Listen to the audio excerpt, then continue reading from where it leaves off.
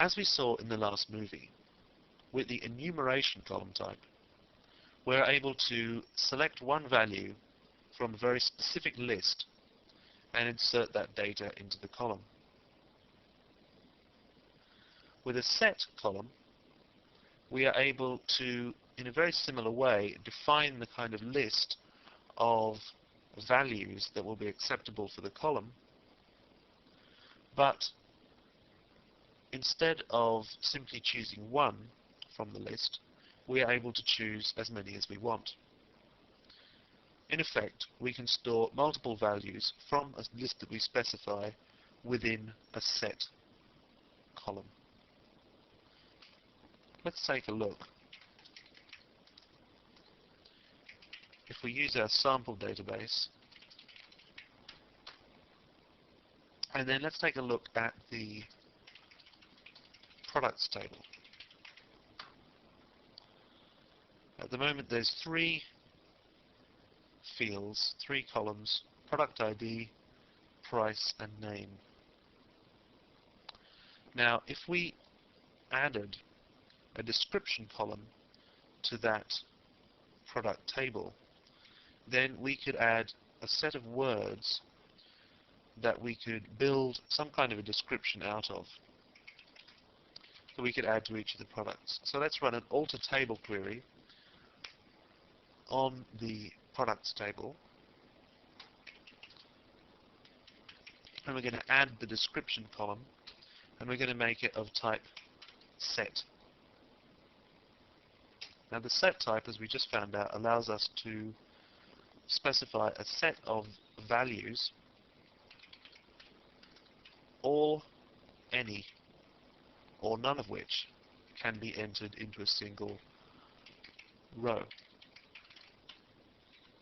So let's say we allow our administrator of our database to add the data from this admittedly very limited set of adjectives, by which we can build a picture of what kind of a product each of our products is. Now I should point out here that this is a very bad way to add a description. To try and put the fact that one kind of product comes from a fairy tale, another comes from Star Wars, and the fact that it's a hat, these are all unrelated kinds of data. Really we should have some column that specifies whether it's headgear or whether it's any other kind of costume item. We should have a column that specifies the genre of costume it is, and I don't know where the adjective scary would go, but they certainly shouldn't all go together. The only reason we're doing this is to exemplify the use of the set column type. So let's go ahead anyway and alter our table and take a look at the data that's already contained within our products table. As we can see, we've added a new column there, the description column, which is at the moment completely empty. Let's change some of the values here. We're going to update the products table, and we're going to say set description equals, and I should point out again that the keyword set in this particular piece of SQL has nothing to do with the set column type. All it's saying is that we're setting the value of the description column. We're not referring to the fact that the description column is of the set column type. The set column type refers to a set of things, like I could have a set of objects, whereas the set, as it's being used in this particular piece of SQL, is utterly unrelated and refers to setting of a value. So let's change the value of our description, the row in our description column, to hat, which is one of the values that we specified, one of the hat, fairy tale, Star Wars, or scary values. Now we better specify a where clause for this particular update query, Otherwise, it's going to change every row in the whole table. So let's specify that we're only talking about product ID number 1, which is the pelican mask. So very loosely, that's a hat. Let's take a look at what that's done. As we would expect, the value hat has been added to the description column. The only difference between this and the normal syntax for an everyday update query where we'd be updating, say, a character field is the fact that we put brackets around the value that we added. Let's take a look at something that shows off the way that the set column type works. We're going to set our description column to both hat and fairy tale. So hat, fairy tale. Notice that we don't need to break out of the quote marks. We just need to put a comma between those two values. Where product ID equals 3, so that's the princess's tiara. That is a hat-like or headgear of some kind, and it's kind of a fairy tale sort of toy. Now let's run another select query to take a look at the data that we've just changed. As we can see, we can specify two values into the description column, and they'll both be successfully added. Of course, if we try to add anything to our description column that we haven't specified when we created the column,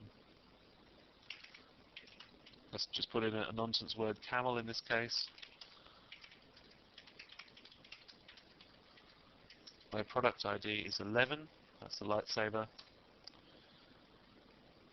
As we can see, it says rows matched, but changed 0. So although we didn't get any error in our query, as we can see, nothing has actually changed within the database.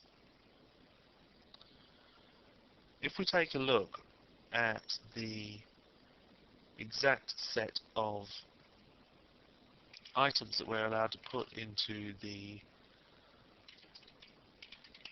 description column, the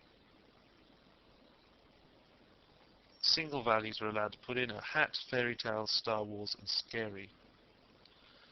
You'll notice that the table that's showing the columns from the products table is rather broken up. It doesn't look very clear. That's because our set column, the number of values that we've added, has thrown out the formatting for the MySQL monitor. Nothing's actually gone wrong with our system. It's just that it's impossible for it to show all of those values horizontally in the format that it wants to. With the enumeration column type we found out about in the last movie, we were able to specify a single integer or whole number to add a value from the list of values that we specified when we created the column. We can do something similar with the set column type, but it's a little more complicated. If we want to add more than one value, as we do with a set column type, then instead of adding more than one integer, we type in a single integer that represents the binary representation of a truth table for the particular list that we specified when we created the description or whatever the set column was called. So let me be more specific about the way this works. We have in our set the values, possible values, hat, fairy tale, Star Wars, and scary. Now, each of these is represented by a binary figure. And confusingly, this is the confusing bit, the first value that we see in the list represents the smallest binary place value. And we're used to seeing the smallest place value, like 1 to 9, or like the first 0 and 1 in a binary number, on the right. So it's a little confusing to see that on the left. If we reverse things in our head, though, then we can see how we can put together the right decimal number to represent the binary number that will tell MySQL which values to go for.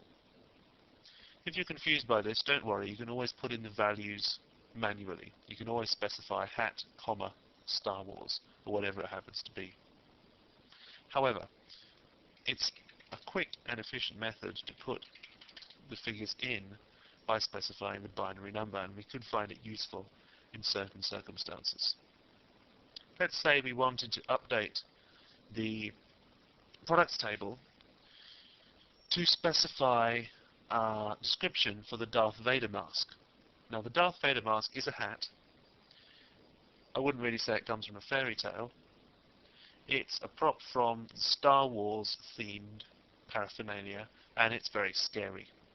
Kids wear it to scare other kids. So basically we want hat, Star Wars, and scary. We want those values. Now we could type them in separated by commas, or we can do it this way and enter a decimal number that represents the binary number for each of those values being true. So if we read from left to right, hat represents 1. So we do want a hat, so let's make a note of that. We've got hat is 1, fairy tale's not true, so 0 for fairy tale, which would otherwise represent 2. So far we've just got a total of 1. Move on to Star Wars, move up a binary place, we get 4. So add 1 to 4, we get 5. Move up another binary place, we get 8. Add 8 to 5, we get 13. So 13 is our representation of hat, Star Wars, and scary in this case. Let's take a look at that. Put it in brackets just like we do the other values. And number 10 is the Darth Vader mask, so that's the value that we want to change. Now if we run our select query on the products table, as we can see, the 3 values that we wanted have been added by using the decimal representation of the binary figure to specify the values to put into the set column.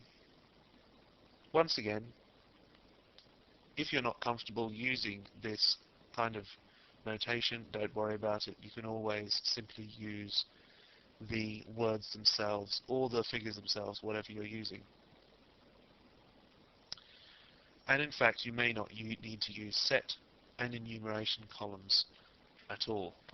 They're very specific uses, and you shouldn't really use them unless you have a very good reason for doing so.